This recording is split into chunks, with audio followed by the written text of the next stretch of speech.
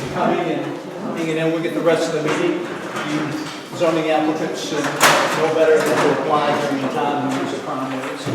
That's, you just get an extra bonus here. Councilmember Juan, do you have other words of wisdom? Thank you for doing that. Yeah, that's great. And so I just wanted, one of the things that I kept hearing is, what is the police doing? Are they paying attention? And I just wanted everyone to know that yes, they are.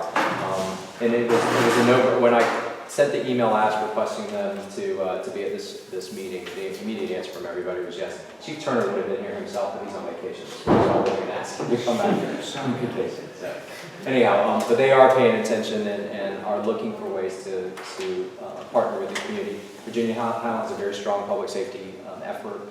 Is one of the leading examples of the city. We just got to keep that up. On a fun note, and this was really my only other report, is that May 3rd, it's a Sunday afternoon. The city and District 6 is sponsoring a jazz concert in John Howell Park. I don't know the details on it. It's just part of the whole jazz festival, and it's kind of a thank you for I don't know what the right word is, working with the city in terms of all the impact that big event has on the neighborhood. Do you get us particulars on it? We actually have the app at around today.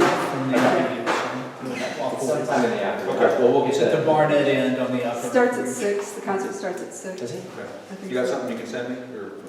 Yeah, I can send it. So please turn out for that. It's always kind of just a fun community, small neighborhood event. It won't be broadly publicized, but it'll be something that the neighborhood can enjoy. That's really all I had to report out. Really, the public safety piece was the big thing. Any questions for me on anything else on here?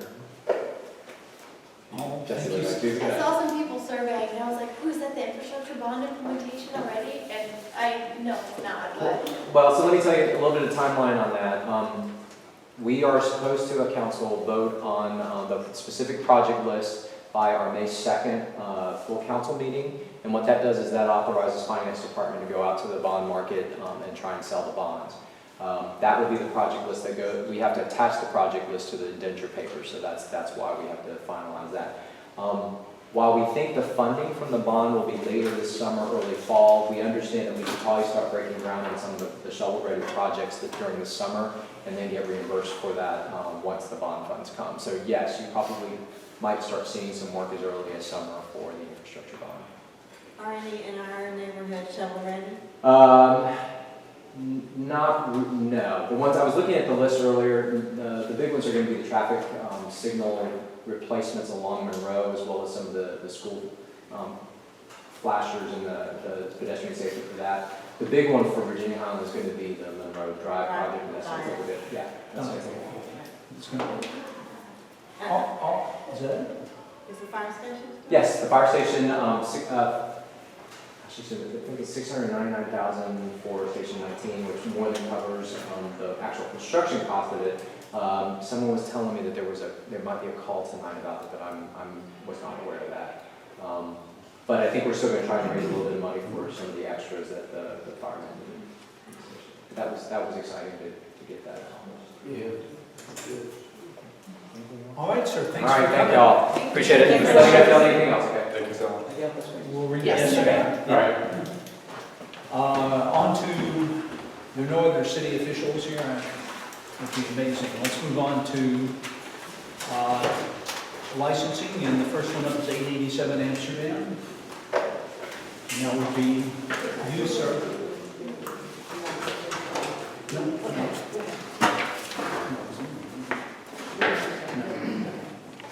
That's Mr. Guevara. You're up, sir. Yes, my name is Edward Rivera.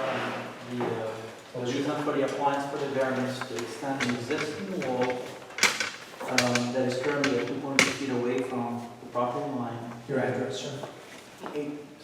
Your address. 887 Amsterdam Avenue. Yes, sir. So it's the extension of an existing wall that is 2.2 feet from the property line. And the variance called for 3 feet from the property line. And the idea for that is because of some construction codes that we need to be further in. I have a support letter from my neighbor who's supporting of it because currently where that extension will be, there's an existing fence. There's actually 1 foot from the property line. So once I get the extension If I get it, then actually I'll be 3 feet away from the property line, and that will actually give a little bit more room. The renovation will also include, but that will not require variance, so it will include an extension of the master bedroom downstairs to include a bathroom and a walk-in closet, and on top of that, there will be an additional bedroom and a bathroom. The whole extension is no more than 750 square feet added to an existing house that's around 2,000 square feet. The coverage is 53.2 currently, and that will be reduced to 53.0. There is a back property that I own also, and if you sum those things up, actually the coverage will be no more than 30%. And the back lot is actually just, there's nothing on it but minor structure like a deck and so. So we have planning committee report, Lola. Visited the site a couple of times, and we didn't see any issues with stormwater, there are no tree issues. We talked about the neighbors that he was speaking to. I know he's reached out to all of them, and one he hasn't heard from, but he's sent a letter to that person. So that lady owned the property next door, and she actually, I talked to her last Friday, and she said that she received the letter, but she didn't take the other one. I know. She didn't pick it up. So all the neighbors But she have been agreed. notified, so we're good on Yeah, that. they're notified. And the most relevant one that you're worried is actually getting specific approval, which is, so we certainly know the, so is there a motion? Can I see that you had a plan that you got today from the city? Sure. Is it today? I believe it was today, wasn't it? No, I got it Friday, actually. They were nice that she was closed, but they did manage to give it to me. I'll say that this applicant has nothing but nice things to say about the entire process downtown, where he's found the Bureau of Building and Planning to be easy to work with, fast and efficient. We plan to get him on. We plan to get him on there. We're sitting a camera crew later.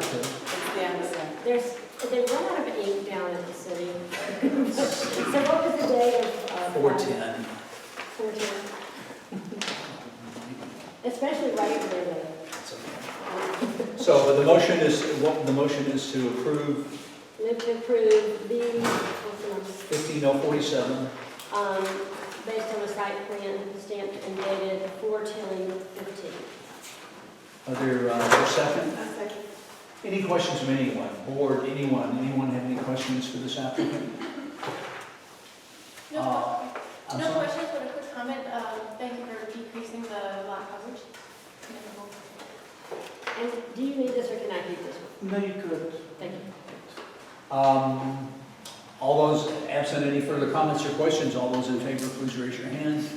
All right, sir, you're good to go. Thank you very much. And it's now next Monday at the NPU. Do you know where that is? If you don't, I will. Hillside.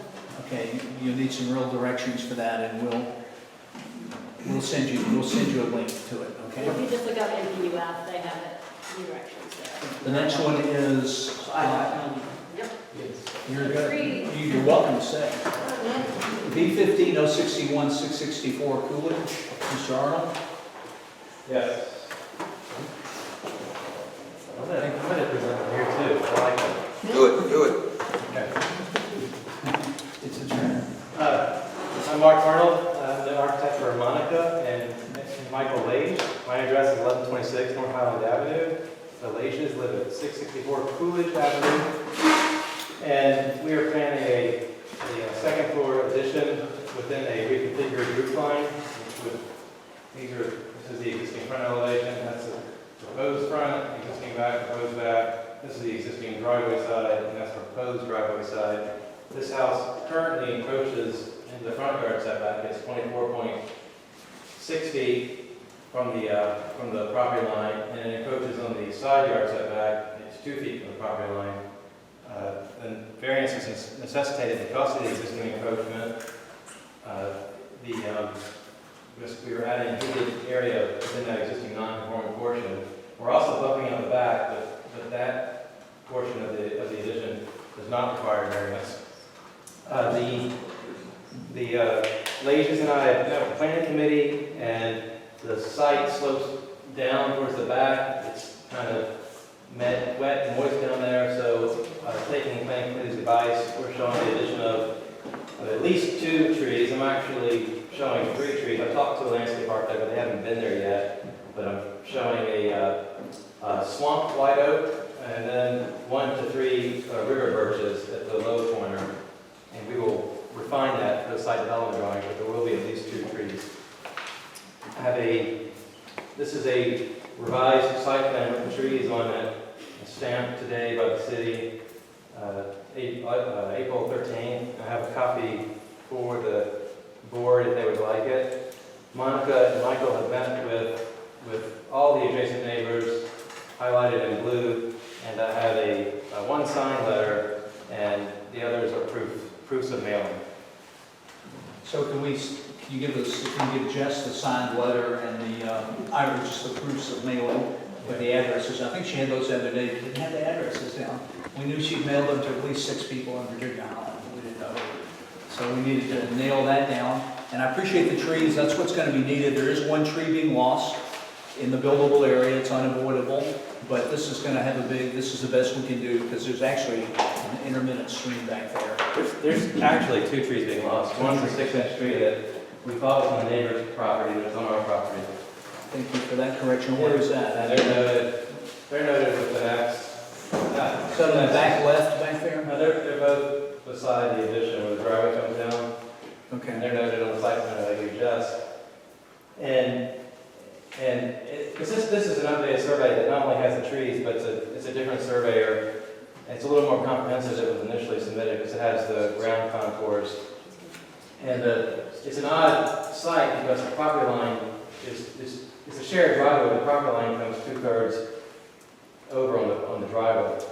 So the lot coverage is increased a little bit because whereas before I was going to take out the driveway and narrow it down, we have to keep more of the existing driveway. The lot coverage is still under 50%, but it's more than the 46% in the first submittal. It's actually 49%. So you revised that? That's revised in this latest site development, or site drawing. Thank God you're planting 3 trees. All right. Probably 4. I can't really get out, so can I have a copy of that? When did you, I can't get out of here. What do You you said you like? had a copy We need of to the stamp stamped it. one. No, Yeah, I gave one to She's Jess. got it. You know what? No, she's got it. That's good. Okay, good. Sorry about that. Are there any, what's the motion and what's the recommendation of the planning committee? The planning committee recommended approval, and we had asked for some of the additions which Mark has done, and then you go down and, So now it's just 4/13, so it's recommended on a revised site plan, same thing to the city on 4/13/15, because we've got the rest of it. right. Okay. Is there a second? Second. Anybody have any questions? Anyone? Audience? Anyone? All right. With absent any comments or questions, all those in favor, please raise your hand. We'll see you Monday night as well. Thank you, sir. And we don't know about the entrance, so don't, that phone call that went off in the middle of the last NPU meeting was your message to me. Asking you to let your phone call. Yeah. You should just hang out by the gate. Right. Thank you, Mark. Mark, 5161. 5160. LRB, so we have a liquor license application from Marco's Pizza, 798 North Highland, former Ben & Jerry's, and that's Rob and Melanie Wallace. And they came to the planning committee the other day, and we'll come on up, Rob and Melanie, and tell us what you're up to. Okay. Was that from here or? Wherever you're comfortable. If you like being under the cover, go for it. I'll do it here. No, you're good. Good evening. My name is Robert Wallace. This is my lovely wife, Melanie. We're here to talk to you tonight about Marco's Pizza and hopefully bringing Marco's Pizza to y'all's lovely community. First, I want to tell you just a little bit about us. We've been married for 18 years. We live in Lawrenceville and have lived there for 18 years. We've partnered in a number of businesses over the years as entrepreneurs. Our last business adventure, we owned a family lighting residential business in Sugar Hill, Swanee area. Purchased it in 2001. transitioned, we made it through the downturn and then transitioned out of the business in 2011. Then we decided we wanted to look for a new business adventure and did some research for a while and we decided to go with Marco's Pizza. We signed an area agreement with Marco's Pizza to open 5 locations in Midtown, Brookhaven, and this area here. And right now we're currently working on 2 locations, struggling with the city of Atlanta to get the permits, but one location is at 3330 Piedmont Road, and the other location is here at 798 North Highway. Each location we're trying to, will have between 20 to 30 employees. Most of those are entry-level positions. This is our first time applying for a beer and wine license. We've never been turned down before because we've never applied, but we've also never been cited, so. It's a better way to put it. We will train our employees to serve beer and wine using the online training source called TIPS, which for you guys that don't know, is a training for intervention procedures by servers of alcohol. We will also have a company representative from one of our major beer vendors perform an on-site training with our employees as well before we open our business. We're very excited about opening a new Marco's Pizza in the Virginia-Highlands. We look forward to providing this community with great service and a very nice restaurant. I do want to also tell you a little bit about Marco's Pizza for you guys that don't know. Among the top 25 pizza franchises in the United States, only one was founded by a native Italian, which is Marco's Pizza's founder. His name is Pasquale Pat Giamarco. That's where the Marco's comes from. He moved to the United States with his family from Italy, and when he was 9 years old, and then the Giamarco family opened a pizza restaurant business in Ohio. In 1978, Pat Giamarco opened his first Marco's Pizza. He built a pizza business in Ohio to about 200 locations. Then in 2003, he hired a gentleman named Jack Budarak, who was in the restaurant business. He then purchased the rights to franchise the business and started franchising in 2005. There's currently 604 Marco's locations across the country, and there's 85 Marco's located in Georgia. So you guys know. Marco's Pizza is currently the number 8 overall, ranked number 8 overall in the pizza industry at this point, and we're also considered the fastest growing pizza chain in the United States by Pizza Today. So this is just some facts about pizza so you guys know what we're bringing to your community. Okay. So I think you answered two of the 3 questions that we always ask here, which were one about your experience with licenses and alcohol, no disadvantage there, and the question, and so the training piece, and I appreciate both of those. I have 1,474 square feet, 75. Right. So, which as I understand it, you need 15 spaces, 1 per 100, and once you go over, you need the next one. That's right. So the challenge here was that there's, where to find these 14 spaces. Operating under the NC requirements, you're allowed to go off-site to find those spaces elsewhere in the Atkins Park node. As of last Wednesday, we didn't have that well resolved, and you asked us, you had negotiated a possible deal with the folks behind the American Roadhouse. As I'm just updating everybody else here, because you and I talked today, and I talked to the owner as well. Those spaces appear to us, Friar Jess and Chip and I, looked at this in some detail while I was there too on Friday, and as best we can tell, and nothing we found out subsequently has changed our belief that those are all allocated completely for the operation of the Roadhouse, for Osteria, and for the other businesses that currently exist, although they have much lower requirements being exercised and so forth within some. There are 79, 80 spaces there, 56, 5 or 56 after you subtract the Osteria ones, 14 after you subtract the American Roadhouse ones, which gets us down to the other businesses, which we haven't completed our understanding of what those are, but it's difficult to believe that that they won't be needed between all the other businesses there. There are 6 other businesses operating there during the day, every day.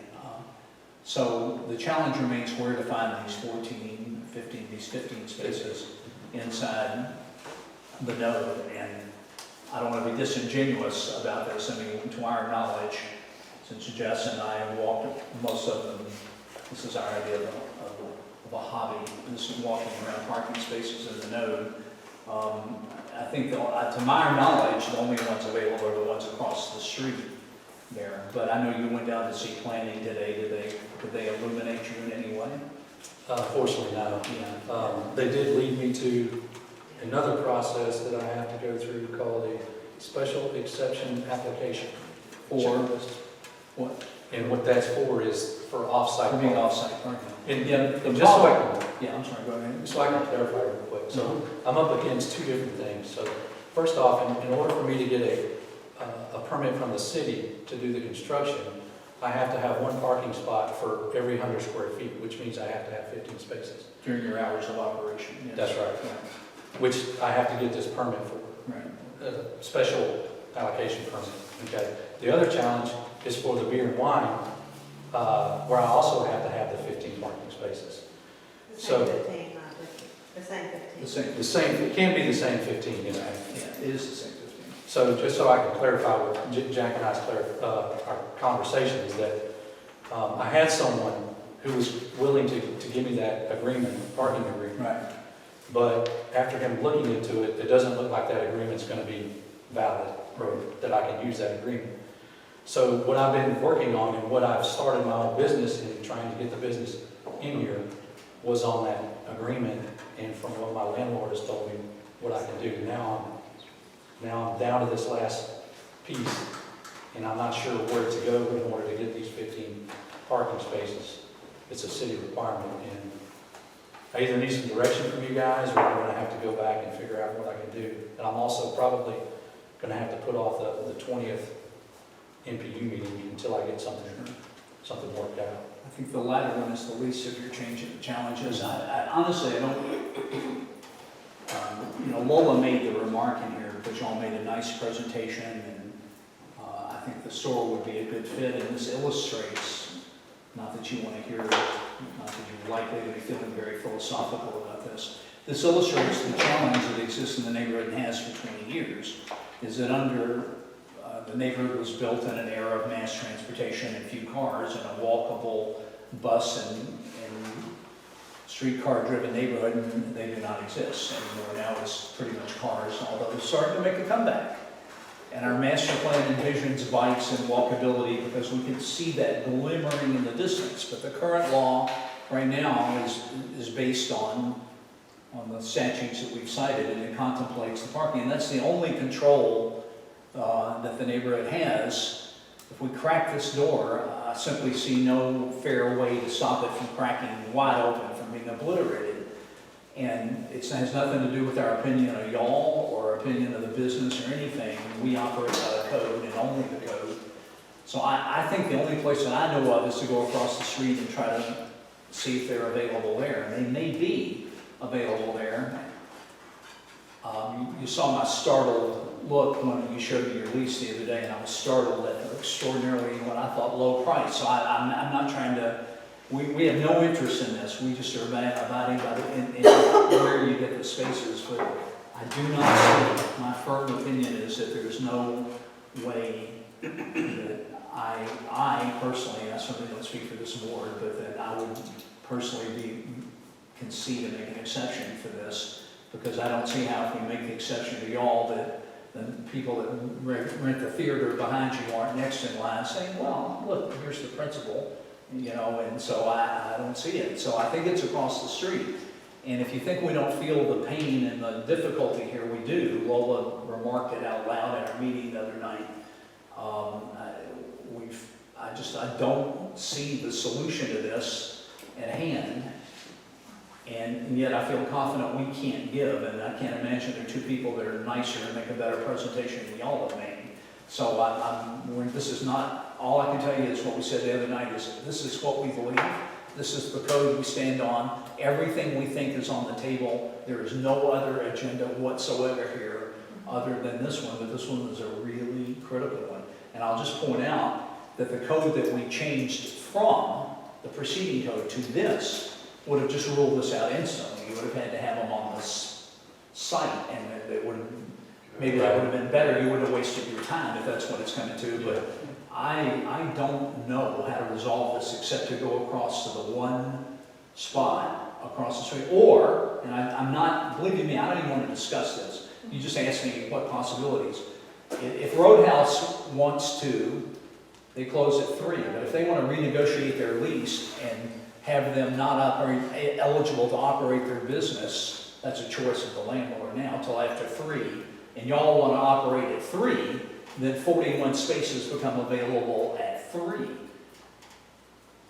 I will point out that as we understand the code that's been explained to us, those spots automatically go with the building they're on, in spite of the off-node piece of this, so that can't imagine they would be willing to do that. And that just wouldn't work with our business. Right, it You know, wouldn't work. it's just not. So anyway, I'm just trying to tell you that that's the law as we, in the code as we understand it.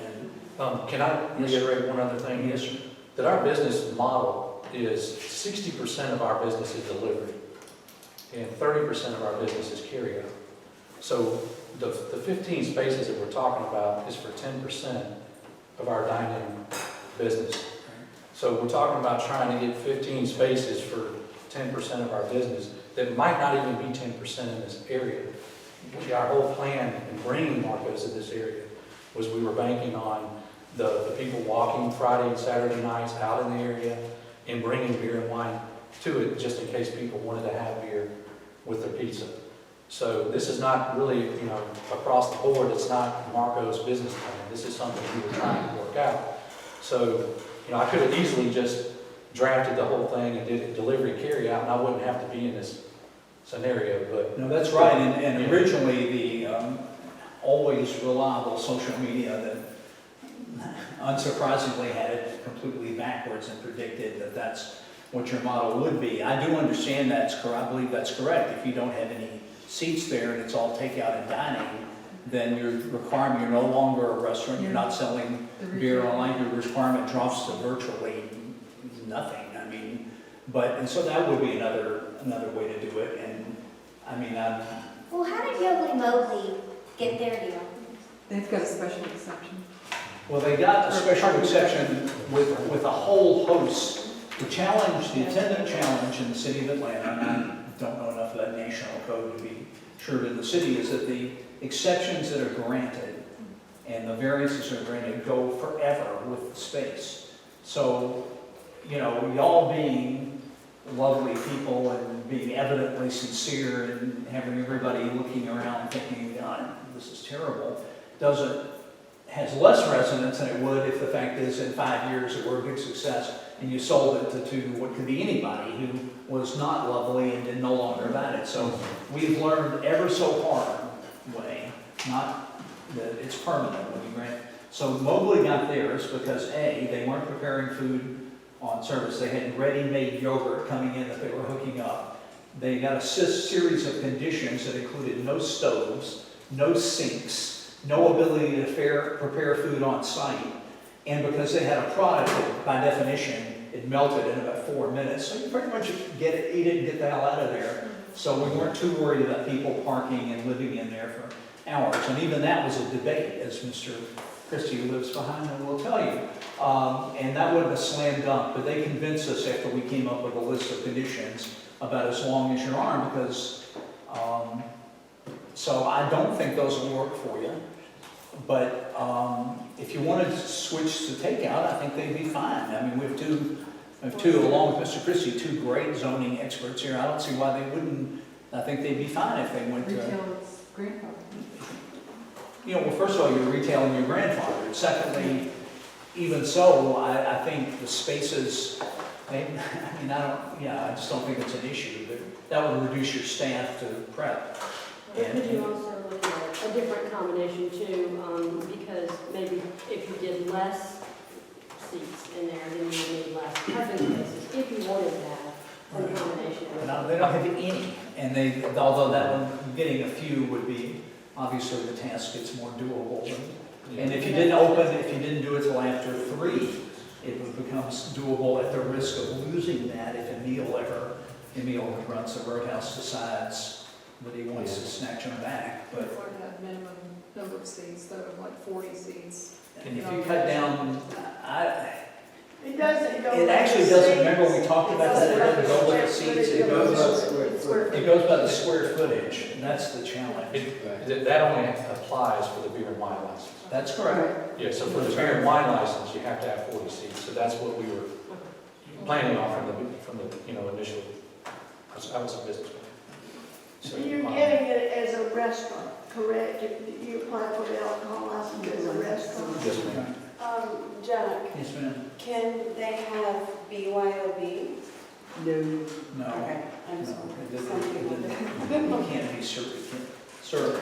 But for those that weren't around here way back when I was doing this kind of stuff, the crack in the door that you referred to, you know, while I feel for these people, we watched the crack in the door in Buckhead many, many years ago, and then they started looking towards Virginia-Highland. They did away with the parking requirements, and then all of a sudden, every property became a bar, and I don't know how many of you can remember or were around then, but it was a nightmare up there. And so that's what we always guarded against, and you That's know, kind of what we have to guard against is the worst case scenario. And unfortunately, it's true. you this know. is the only planning tool we have. And I mean, we're looking, Ms. Wyndham spends her spare moments trying to think about how to get other people into the neighborhood by ways other than cars.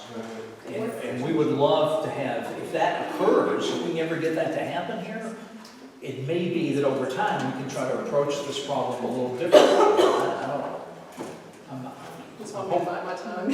What's the deal with 841? What is the issue when using 841? No, I don't know that there is an issue. We're not commenting, we don't manage it. Yeah, of course. We don't manage Yeah, 841. I'm saying. So we know that some of the spaces are taken for a couple of businesses there and additional, refresh me, how many, how quickly one forgets, were taken for the new grill at 24. Yeah, 24, but they have over 100 spaces down there. With the risk being across the street, that development has always been contemplated for that spot. And that if it ever were developed, then the businesses that were using it, which the owner would have a right to do, will either have to be provided for in the parking that gets built for the development that is built, which is one way to do it, or they'll become out of compliance, and God knows what happens at that point. That said, we haven't seen anything done on that spot since 2009, when the permit was taken out, and I don't know anybody that believes that it's remotely imminent. So, I mean, this is one of those where God would take a chance on a few years, when a few years could be 10 or 15, you might, I don't know what to tell you on that, and We take. signed this lease back in September, so we brought people in on payroll, and, we may have been intentionally or unintentionally misled when we signed the lease, that we were kind of grandfathered in. I'll stop there, go ahead. He wants me to- That's okay. Yeah, I mean, at this point, we just need to, I think what we need to do is follow up with across the street parking. I'll see if I can work out a situation there, and if I can't work it out in the next couple of days, then I'll call you and let you know where. Well, you've got till next Monday. Debbie's the chair of the MPU, so you can, but getting it postponed a month there is easy. I mean, that is the easy part. I mean, we do feel for y'all, and you appear to approach this with a completely straightforward way, which I will just say without referencing anybody. It's not always the case of the people we meet, so. Unfortunately, our idea when signing with Marco's was to bring a more upscale feel to the Marco's business model. So you'll see that in our Disco Kroger location next to, what is it, Jason's Deli? Yeah, Jason's doing. Hopefully we won't have as many hurdles there.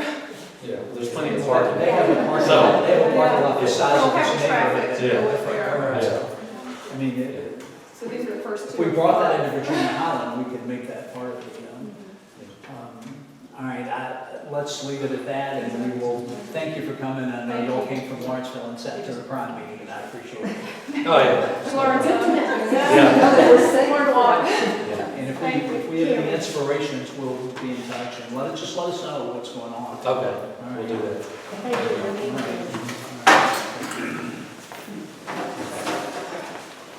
All right. All right, let's try to go here. Good night, thank you. Can we get a quick update page on there's page.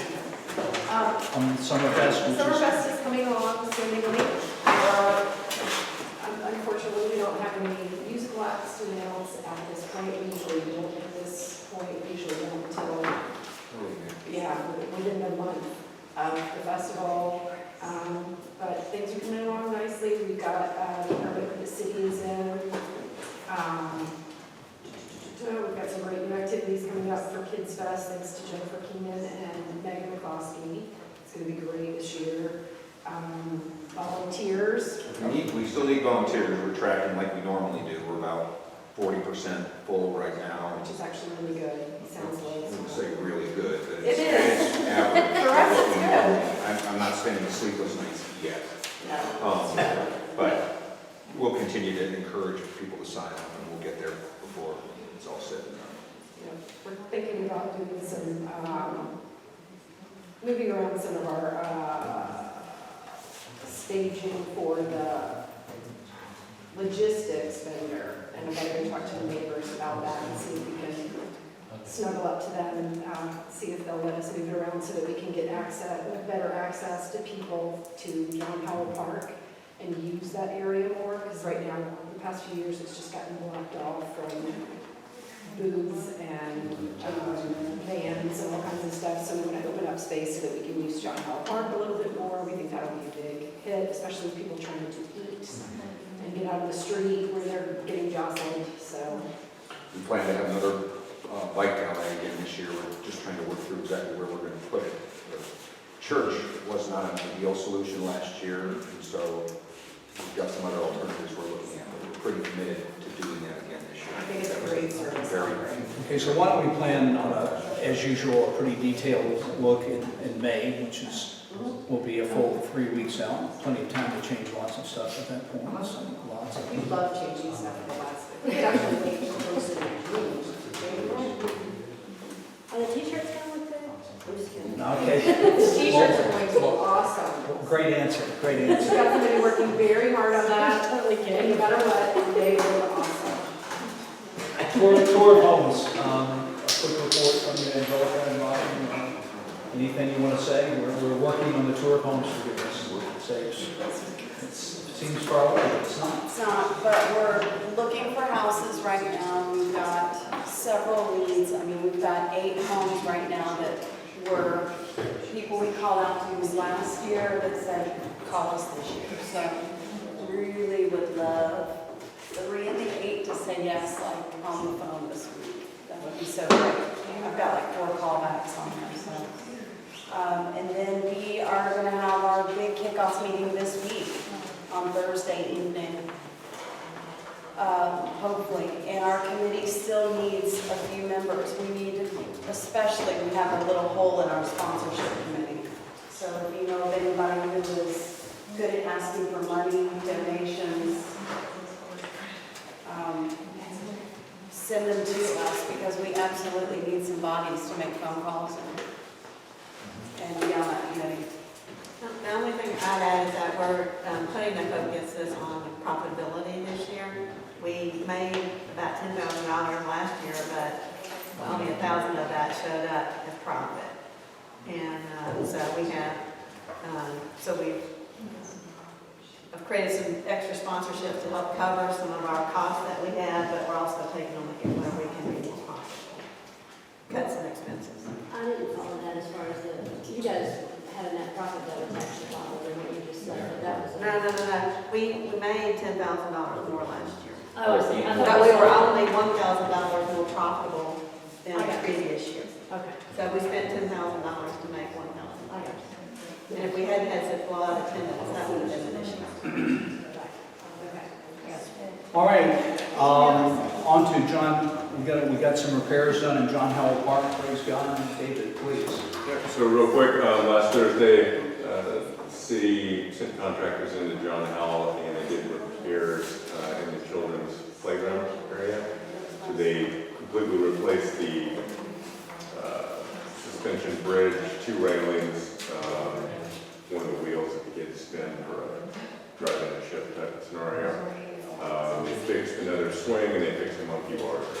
There's one additional repair that still needs to be done to the stairs, and that is underway. They need to order several parts. I don't have any idea on how long that's going to take, but we will get it done. It works great. Yeah. It works great, it looks great, and we're doing, all right, that's great stuff, and, Can I make one more little small announcement? sure. So, Yes. we're trying, just because we talked to the police here tonight, and the fire station's been mentioned tonight, we're gonna, something we're trying to work on is inviting some members of our fire station to the dinner Friday night to come, and we're gonna get a booth, and they can pass the booth, and the booths, and I think it'll be a great captive audience, and they can sit down and have dinner with the people in the neighborhood, get to know people, because they don't seem to have, it just would help strengthen that relationship and get them to know some more from places in the neighborhood, so just wanted to throw that in there. And actually, Catherine Rose popped in, and she's our fire station champion. Come sit up here, Catherine. It's trying not to be disruptive. Sorry, my yard work clothes. So I haven't talked to her yet, but I was talking about that summer. So this is a good opportunity. You guys can chat maybe. Okay, actually, I'd like to go out of line. Mr. Halden, you've been incredibly patient with us here. Would you like to introduce yourself? And Why, thank you. I really appreciate your time. I'm Ken Halden. I live here on Presco Avenue, so I'm close by in the neighborhood at first. And I just wanted to introduce myself, say hello. I'm also on the board of the Piedmont Park Conservancy. And there's been a lot of change over there in terms of the administration and staff. The board is, I think, very, very excited about a lot of the things that are to come. And just to let you know that from time to time, if you don't mind, I'll come over and perhaps be available if anybody has a question about what the Conservancy is up to. And then perhaps you'll indulge me on occasion to report out on some things that are occurring there, if that's appropriate.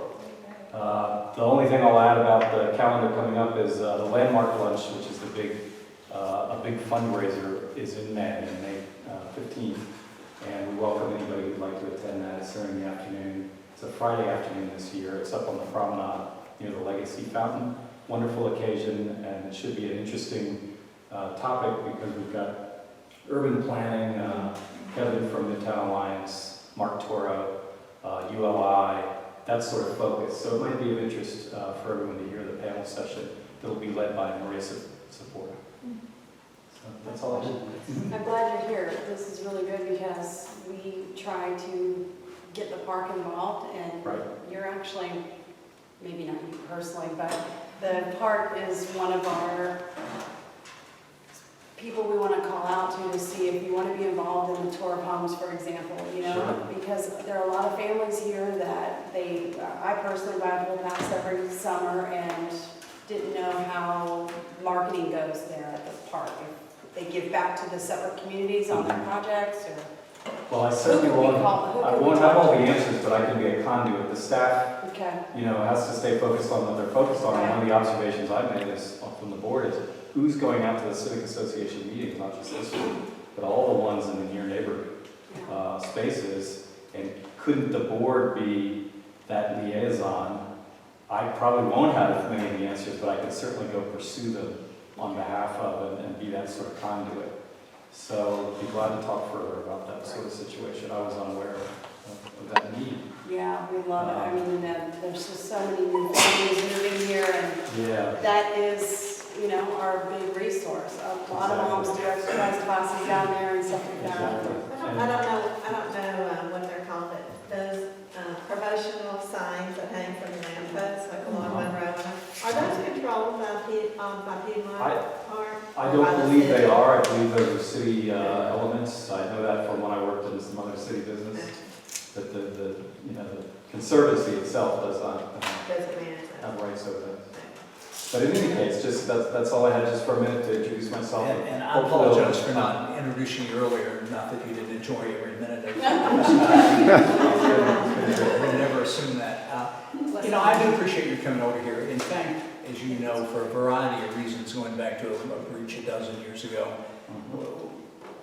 things haven't been what they could possibly be between us and the Conservancy. And well, if I have any thoughts about that period, it's that I'm sorry I didn't spend more time doing what I did. I would like things to be better than they are. That's then, it's done, it's gone, and it's time to move on and try to make this as healthy a relationship as we can. And so I appreciate your coming, and I'd like to speak to you. I know Jennifer sent around your info, and we'd like to talk to you about some ways to maybe we can kind of get this train back on the tracks. I really thrilled appreciate to be you. able to do that, and very welcome. And at a certain point too, Mark Banta, who's the current CEO of Lee, he needs to maybe get on your agenda so that he can hear precisely what's on your mind and respond to it. So It's just time to move on, I think. So thank you for coming. that'd be terrific. Sure. Thanks for I watching. appreciate that.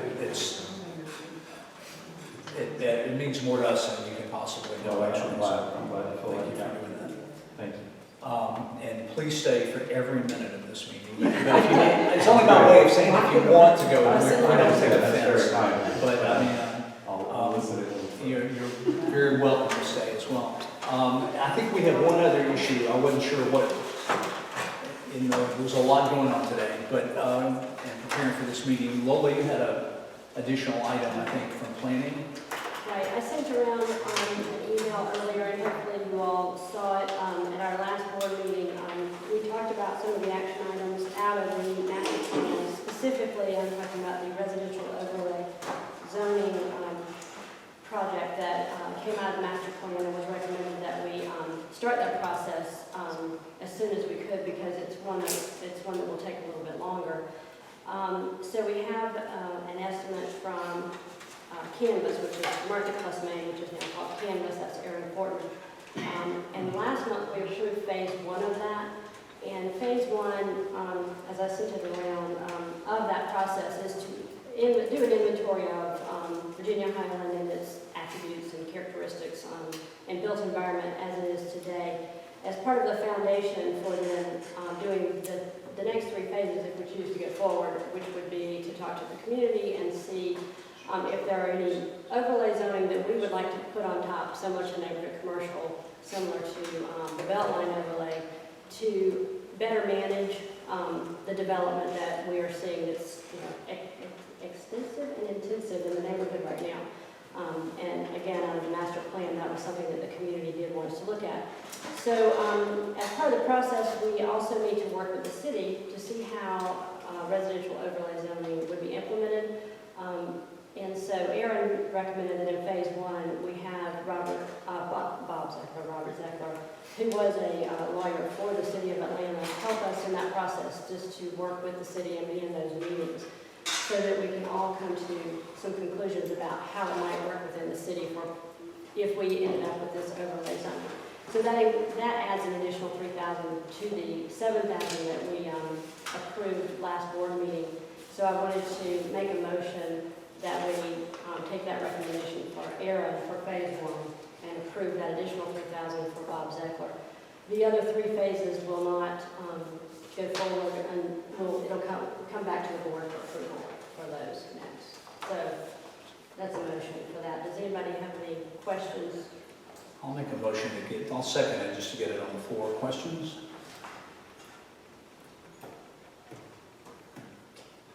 Absent questions.